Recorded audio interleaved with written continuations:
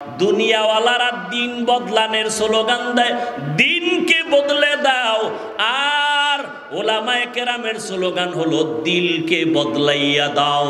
যেদিন তোমার দিলটা বদলায় যাবে সেদিন অটোমেটিক তোমার দিনও বদলায় যাবে। বান্দার দিলের মধ্যে যখন আল্লাহর মুহাব্বত জমা হবে, রসুলের মুহাব্বত, অপরদিকে জাহান্নামের আযাব, গুনাহের শাস্তির ভয়, তখনই বান্দার দ্বারা সম্ভব আল্লাহর ইবাদত করে গুণের মানুষ হওয়া। আর যারা গুণের মানুষ হবে আল্লাহ তাদেরকে বিনা হিসাবে জান্নাত দিয়ে দিবেন। ও এলাকার মুসলমানেরা, কি পরিমাণ আল্লাহর ইবাদত করেছো? আল্লাহর দেওয়া জমিনের মধ্যে বিচরণ করো, আল্লাহর দেওয়া পানি বাতাস ভোগ করো, সূর্যের আলো। ওই আল্লাহর জন্য বান্দা তুমি কি করেছো? আল্লাহ তাআলা তোমার কাছে টাকা পয়সা বাড়ি গাড়ি কিছুই চায় না। ব্যবসা বাণিজ্য বন্ধ করো, তাও আল্লাহ বলে না। আল্লাহ বলেন তোমার ব্যবসা করো, লেখাপড়া করো, চাকরি করো, সব করো, 5 বেলার নামাজটা দৈনিক আদায় করো। কয় বেলা? জোরে বলেন। মাঝে মাঝে 2-1 ওয়াক্ত নামাজ ছেড়ে দেওয়া যাবে? এই ভাইরা বলেন।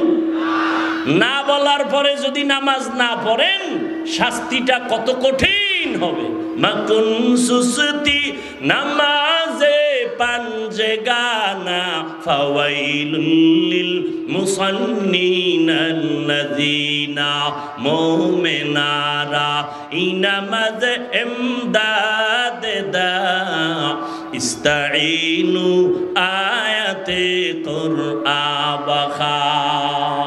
মদিনার নবী বলেছেন, এর যুবক, নবীর যুগে বুড়ারা নবীর বেশি বিরোধিতা করেছে, যুবকেরা নবীর উপকার করেছে। ও যুবক ভাই, এখনো সময় আছে, তওবা করো। তোমার ব্যবসা চালাও, লেখাপড়া করো, বাধা নাই, তবে তওবা করো আর গুনাহ করবা না। হাতের দ্বারা কারো উপরে জুলুম করবা না, চোখের দ্বারা গুনাহ করবা না, জবানের দ্বারা গুনাহ করবা না। আল্লাহর মুহাব্বত নিয়ে, মা বাবার দোয়া নিয়ে চলবা, কারণ মা বাবার দোয়া ছাড়া সফলতা অর্জন হবে না।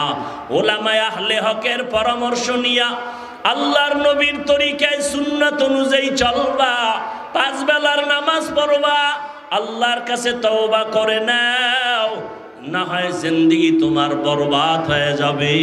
এই জীবনে বান্দা যৌবন কালের ইবাদত আল্লাহর কাছে বড় দামি। দুনিয়ার রং তামাশায় কম সময় ব্যয় করো না রে যুবক। মনে চাইছে পার্কে যাবা, দৌড়ায় গেছো, মনে চাইছে তুমি আড্ডা দিবা, দিছো, কেউ বাধা দেয় নাই। এখন মনেরে বুঝাইয়া, অন্তরের বুঝায় তওবা করো। মনে মনে আল্লাহকে বলো, আল্লাহ এই ময়দানে আমার মতো গুনাহগার কেউ নাই, জীবনটা গুনায় গুনায় নষ্ট হয়ে গেল রে মালিক।